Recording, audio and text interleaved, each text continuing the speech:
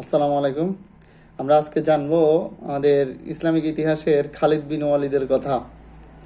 একদিন বিছানায় মৃত্যুসজ্জা অবস্থায় খালিদ বিন ওয়ালিদ তার স্ত্রীকে বলল যে, দেখো আমার শরীরের কোনো জায়গা অক্ষত আছে কিনা, বা শত্রু বা কাফেরের আঘাত থেকে বঞ্চিত আছে কিনা একটু পরীক্ষা করে দেখো শেষবারের মতো। তো স্ত্রী এদিক ওদিক দেখে বলল যে, না, আপনার আর কোনো জায়গা অক্ষত নাই।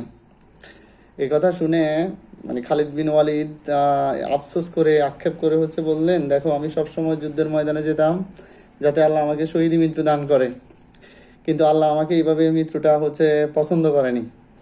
আমার নিজের বিছানায় তৈরি করা বিছানায় আমাকে মরতে হচ্ছে।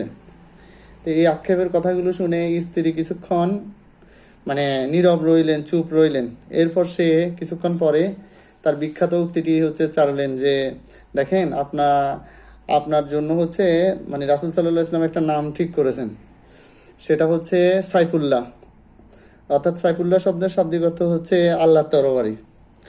আসলে এইটাই হয়তো হইতে পারে যে আল্লাহর তরবারিটা যুদ্ধক্ষেত্রে কোনোদিনই যেন নত না হয়, সেই জন্য তাকে ওইভাবে মৃত্যু দেয় নাই, তার স্বাভাবিক মৃত্যুটাই দিছে।